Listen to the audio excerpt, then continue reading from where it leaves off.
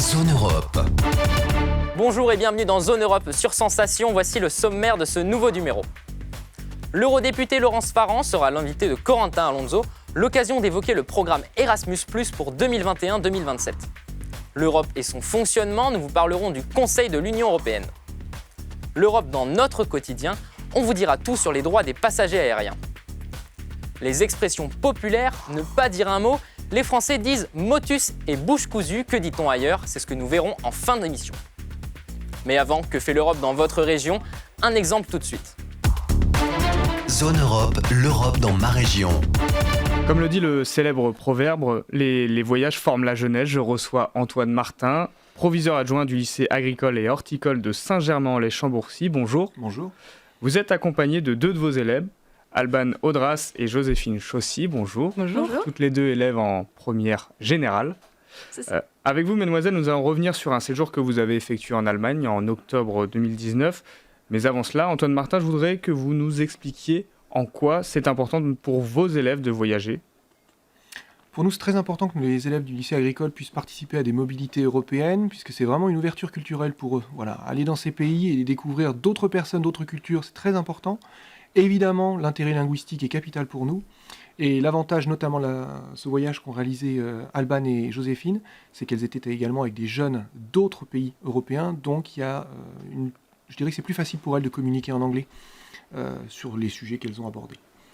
Vous leur permettez en plus régulièrement de participer à ce genre de déplacement en Europe, mais pas uniquement d'ailleurs. Pas uniquement, alors le plus possible évidemment. En Europe, on a créé un consortium au lycée agricole qui est un consortium Erasmus+, permettant la mobilité de nos élèves dans tous les pays européens. Et bientôt, on va s'élargir à l'Europe. Le programme Erasmus a prévu d'élargir les mobilités. Et également à la Chine, notamment. On a un partenariat avec la Chine depuis 23 ans. De quoi s'agit-il En fait, avec la Chine ? C'est un partenariat avec l'Université horticole de Shanghai. Ce partenariat, donc, je vous disais, a 23 ans. Et chaque année, nous avons des personnels de l'établissement qui partent en Chine découvrir cette université. Également 6 étudiants qui partent pendant 1 mois découvrir des pratiques professionnelles autour de l'horticulture et de l'aménagement paysager. Et évidemment, découvrir une culture et une gastronomie. Bon, nous allons revenir plus près de nous avec l'Allemagne. Alors pour situer, vous êtes parti à Bad Marienberg, plus près de la Belgique que de la Pologne, donc on est sur l'Allemagne de l'Ouest. Tout d'abord, Alban et Joséphine, qu'est-ce qui vous a donné envie de participer à ce séjour ? Personnellement, on m'a déjà proposé parce que j'ai déjà fait un concours d'éloquence à la Maison de l'Europe. Donc Marie-Raphaël m'avait repéré là-bas. Elle m'a donc proposé de partir en Allemagne. Et ça m'a tout de suite intéressée parce qu'en fait, ça me donnait l'occasion de rencontrer différents jeunes et d'autres pays, donc d'autres cultures, d'autres visions, et de partager ça m'a beaucoup intéressée, oui. Pour ma part, déjà c'est un voyage en Allemagne, ça se fait pas tous les jours, c'était relativement intéressant. Et puis comme thème il y avait l'humanité, il me semble, c'était... Oui, les droits de l'homme. C'est ça m'intéressait beaucoup. Et puis de découvrir de nouvelles cultures, le point de vue d'autres jeunes d'autres pays européens, que ce soit sur différents sujets, ça m'intéressait beaucoup aussi. Et justement, voilà, le thème des droits de l'homme, un thème important, un thème complexe en plus. Oui, c'est sûr. Surtout c'était différent pour chaque culture. C'est ça, ouais. Ça s'adaptait en fonction de chaque pays, donc ça permettait d'avoir cet échange. Vous avez réussi à essayer de à comprendre la vision des droits de l'homme en fonction de chaque pays qui était représenté ? Il y avait quand même un point commun, c'est qu'on était tous jeunes. Donc, même si la politique du pays qu'on peut avoir, qu'on peut connaître de base, elle n'était pas forcément adaptée aux jeunes. C'est-à-dire que les jeunes se sentaient différents de cette politique-là. Par exemple, en Pologne, je me rappelle très bien d'un jeune qui me disait « Moi, dès que j'ai 18 ans, je m'en vais ». C'est-à-dire que ils ne sont pas forcément en accord, même nous, on n'est pas forcément en accord avec la politique de notre pays. Et on était plus sur une vision personnelle qu'une vision du pays, en fait. C'était ça, c'était bien résumé. C'est ça, exactement. Et sur place, qu'est-ce que vous avez fait ? Est-ce que vous pouvez un peu me raconter votre quotidien ? C'était... En fait, la journée, ça commençait vers 10h, il me semble. 8h. Ouais. On mangeait à 8h. Et ça se terminait vers 18h. C'est ça. Et en fait, c'était beaucoup d'ateliers participatifs. En fait, c'était énormément d'échanges, d'activités. Il y avait tout type d'activités. Il y avait du dessin, par exemple, aussi. Il y avait des jeux, des espèces de jeux. Toujours autour de l'Europe, bien sûr, et de la politique européenne. Il y avait aussi des débats par petits groupes.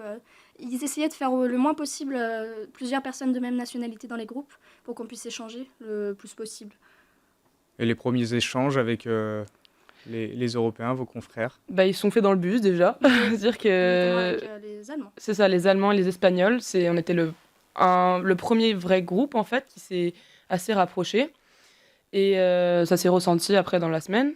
Et après, au fur et à mesure, on a réussi à échanger, on a réussi à s'intégrer à d'autres pays, avec d'autres pays, etc., avec d'autres jeunes d'autres pays.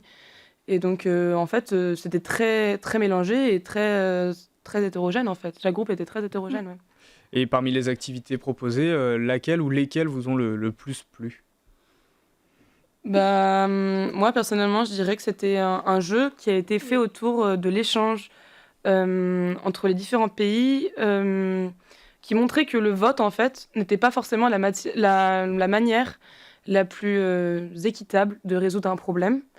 Et de montrer aussi... alors, ce serait compliqué d'expliquer le jeu parce qu'il Oui. était assez complexe, mais ça nous a vraiment montré à quel point il était important de communiquer malgré les frontières et malgré les distances géographiques. Ils avaient appelé ce jeu le jeu de la vie. il Ouais. me semble. Ah oui, tout un programme alors du Oui, coup. c'est ça. Et on le sait avant de partir dans ce genre de voyage, on sait que ça va être enrichissant, mais en quoi, avec le recul, ça a été enrichissant pour vous deux? Notamment au niveau linguistique. Ouais, déjà, surtout au parce niveau que, linguistique. Ça a permis. Oui, je le rappelle, vous parliez uniquement en anglais C'est ça. avec Oui. tout le monde. C'est ça. C'est ça. Et en fait, c'était une grosse immersion directement, puisque la seule langue qu'on pouvait comprendre et avec laquelle on pouvait parler, c'était l'anglais. Du coup, on était obligé de parler anglais tout le temps. Et puis, ça se passait relativement bien. Et aussi, moi, je dirais que c'est des contacts aussi, parce qu'on est tous restés en Mm. contact. C'est-à-dire que moi, par exemple, j'ai un ami qui est venu ce week-end, qui vient d'Allemagne. Après, on va se revoir en février avec l'Espagne et les Allemands. Et dans les vacances d'été, on a normalement prévu de tous se revoir en Pologne. Donc, on verra comment ça avance, mais c'est vraiment important, ces contacts-là. Quand vous entendez ce genre de propos, justement, qu'ils restent en contact, ils se voient, c'est quand même satisfaisant pour vous en tant que proviseur adjoint? Je pense qu'en fait la mission est remplie quand on a ça. Voilà, les contacts se créent. Encore ce matin en venant à l'émission, clairement elles étaient dans la voiture en train de textoter avec toute la communauté européenne qu'elles ont rencontrée en Allemagne. Donc voilà, c'est vraiment très très positif. Et les élèves qu'on voit revenir de toutes ces mobilités, on les sent vraiment transformés. Ils gagnent en maturité, leur regard est beaucoup plus large. Et je dirais pas qu'ils sont plus tolérants, en tout cas ils sont moins effrayés de faire des mobilités à l'étranger. Et c'est à travers ce genre d'expérience que les jeunes peuvent mûrir aussi peut-être plus rapidement, plus facilement. Complètement. Voilà, de toutes les restitutions auxquelles j'ai assisté en 4 ans dans cet établissement, clairement, je vois vraiment un avant et un après mobilité, que la mobilité dure une semaine ou un mois. Bon, j'imagine que les débats, peut-être pas houleux, mais les avis étaient parfois contraires. Est-ce que vous arriviez à vous faire comprendre et à comprendre l'avis des autres? C'était toujours dans le respect. Ouais. Même malgré les différences d'opinion, ça se passait toujours dans le respect déjà. Il n'y a eu aucun problème, que ce soit d'intolérance ou quoi que ce soit. Tout le monde acceptait l'avis de l'autre et personne... De se braquer Exactement. ou voilà. C'était toujours dans la communication. Et je pense que l'environnement aussi permettait ça, permettait vraiment ça. Les organisateurs et tout ça nous avaient vraiment briefé là-dessus, sur le fait que c'est différents pays, c'est différents jeunes, c'est différentes politiques, donc forcément, c'est différentes opinions. Mais j'ai jamais vu de problème ou quoi que ce soit entre différentes nationalités. Puisque c'était des débats notamment sur des problèmes de l'actualité ou On a eu ça. Notre-Dame, par exemple. Oui, On on a eu était, un sujet, on a débattu sur un sujet qui était pourquoi est-ce qu'on a reçu plus d'argent quand Notre-Dame a brûlé que quand la forêt amazonienne a brûlé. Et là, on était seuls Français, donc forcément, Alors comment on se défend face à ça? C'est compliqué. En fait, c'était un jeu de rôle et dedans, on avait chacun des rôles différents. à jouer. Et, Donc, c'est pas forcément exactement. notre avis qui est Par exprimé. exemple, il y avait un bully, donc un harceleur qui a dit que en fait c'était la forêt amazonienne, c'était une fake news, que c'était vraiment un jeu d'acteur. Enfin, il y avait pas de, on pouvait mentir, dire tout ce qu'on voulait. On pouvait même des fois être intolérant ou quoi que ce soit, puisque c'était un jeu. On pouvait dire ce qu'on voulait sans pour autant que ce soit ce qu'on pense. Et ce qu'il fallait en tirer en fait de ce jeu, c'était ça se passait tout par téléphone. Et on a eu le même débat après en réel. Et là, on a compris que sur téléphone, les gens étaient bien plus agressifs et bien plus intolérants que quand on le fait en réel. Bon, en quelques mots, vous conseilleriez à vos amis ou aux élèves plus jeunes de faire ce genre d'expérience? Ah oui, totalement. Ah, bien évidemment. Ouais. C'est extrêmement enrichissant. On apprend, on apprend énormément. Et puis, je le rappelle, au niveau linguistique, c'est quand même vachement sympa. Et puis, on a souvent on a cette peur de parler d'une autre langue. Et Quand on est immergé dedans, on n'a pas le choix en fait. On n'a pas le choix, du coup on l'a parlé forcément, et puis à la fin ça glissait tout seul. Et puis on avait aussi beaucoup de temps libre en fait, où on pouvait se retrouver entre nous et vraiment profiter du moment avec les autres nationalités et tout. Et surtout merci à la Maison de l'Europe d'avoir organisé ça en fait, parce que c'était vraiment enrichissant. Merci en tout cas à tous les trois. Merci Antoine Martin d'avoir été avec nous. Je rappelle que vous êtes le proviseur adjoint du lycée agricole et horticole de Saint-Germain-en-Laye-Chambourcy. Merci également à vous deux, Alban et Joséphine. Merci à vous. Venus. Vous pouvez retrouver cette émission en podcast audio et vidéo sur notre site et notre application Radio Sensation. L'Europe et son fonctionnement, on s'intéresse aujourd'hui au Conseil de l'Union européenne avec la Maison de l'Europe et le centre d'information Europe Direct. Zone Europe, c'est quoi ? Olivier Genex, vous êtes responsable du centre d'information Europe Direct à Saint-Germain-en-Laye.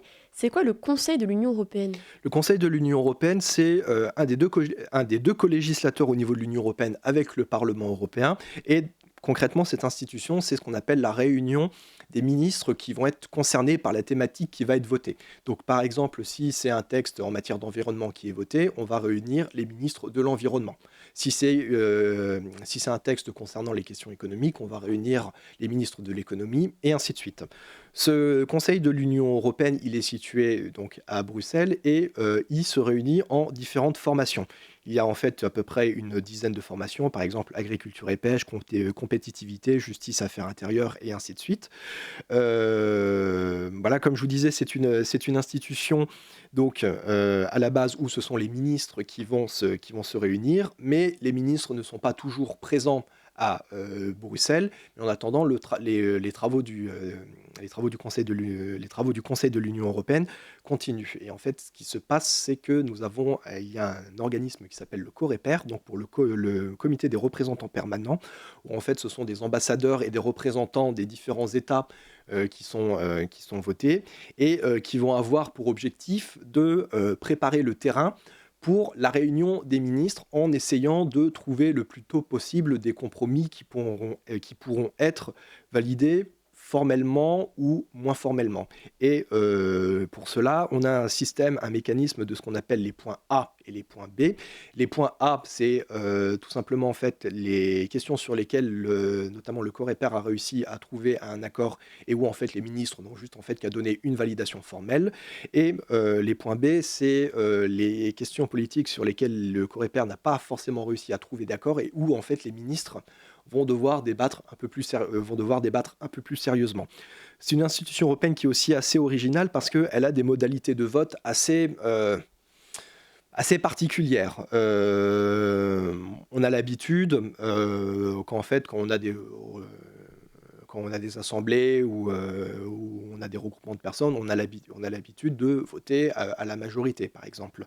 Au niveau du Conseil de l'Union européenne, la majorité se calcule de manière assez particulière, dans le sens que pour qu'un texte, alors après tout dépend du domaine politique dans lequel il est voté, mais grosso modo, pour qu'un texte soit adopté par le Conseil de l'Union européenne, il faut que l'ensemble des membres ayant voté pour ce texte représente en fait 55% des États et 65% de la population de l'Union européenne. Zone Europe, l'invité politique. Un budget revu à la hausse pour le programme Erasmus+, grâce à la détermination des députés européens. Je reçois aujourd'hui pour en parler Laurence Farang. Bonjour. Bonjour. Vous êtes eurodéputée, membre du groupe Renew Europe et membre de la Commission de la culture et de l'éducation au Parlement européen. Alors le programme Erasmus+ a obtenu 2,2 milliards d'euros supplémentaires. Son montant avoisine donc les 24,5 milliards d'euros pour la période 2021-2027. Alors comment se sont passées les négociations avec le Conseil et la Commission ? Alors d'abord, la première étape de négociation, comme vous le dites, ça a été la négociation du budget, parce que le budget, c'est le nombre de gens qu'on peut faire partir en plus. Donc ça a été une bataille longue, comme sur d'autres sujets. Mais Erasmus+, était vraiment le sujet parmi d'autres, puisqu'il y avait aussi la recherche, il y avait aussi la santé, qui sont très importantes en ce moment, qui a été vraiment parmi les priorités des députés européens dont nous faisons partie, et dont je fais partie au sein de mon groupe Renaissance Renew Europe. Donc voilà, il y a eu beaucoup de poids mis pour ce programme. Ça a été long comme tous les budgets, mais notre détermination à payer. Ce qui est intéressant de voir, c'est que le montant global, parce que on parle beaucoup en ce moment avec des chiffres comme ça qui perdent leur sens tellement il y a 2 milliards, il y a 2 zéros. Ce qui est important de dire, c'est que c'est 70% de budget en plus par rapport au précédent budget. Donc on est sur des périodes de 7 ans. Donc on a une hausse de 70% du budget d'Erasmus+.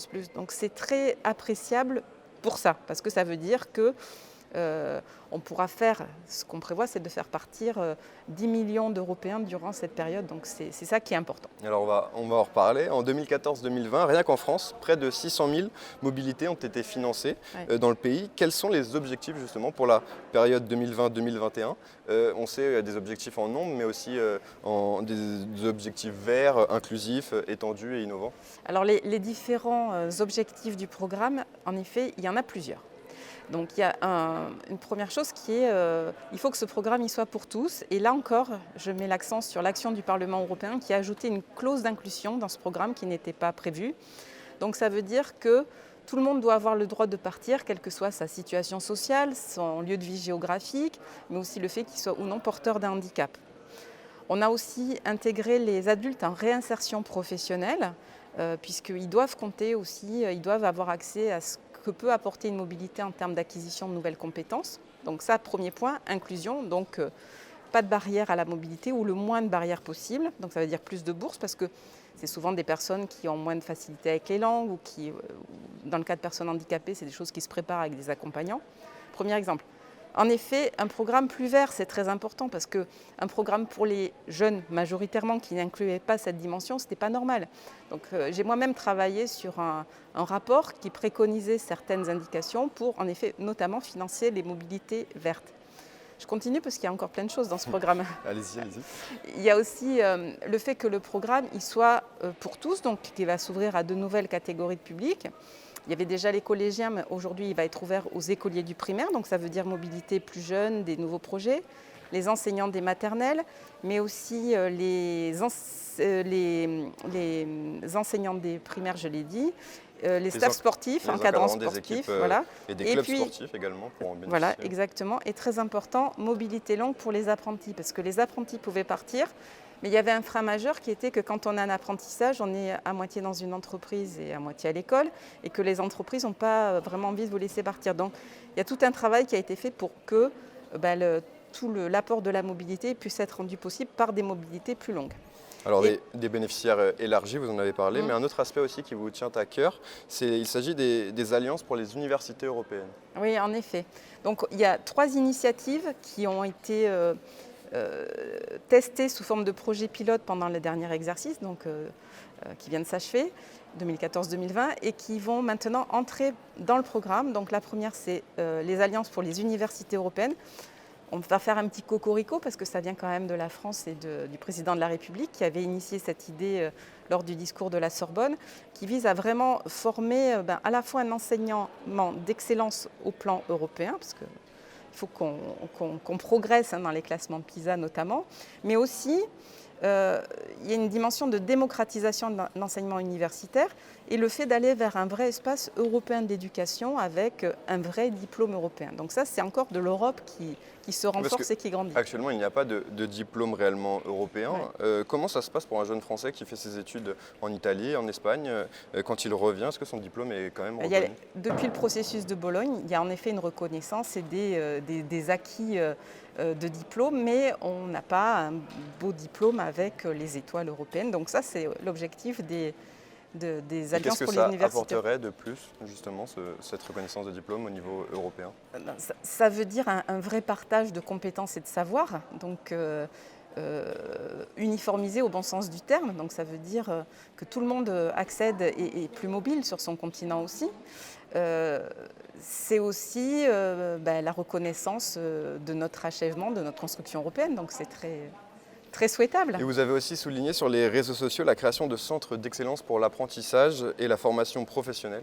C'est la continuité de ce que je vous disais tout à l'heure sur le fait que tous les types de formations doivent être éligibles aux mobilités européennes. Et ces centres d'excellence pour la formation des apprentis, c'est le pendant des universités européennes, mais pour les formations qui peuvent être techniques, manuelles, Et donc là encore, à l'heure où on parle de transition écologique et de transition numérique, il est très important que tout le monde monte en compétences et surtout les partage. Donc c'est tout l'objectif de ce sujet.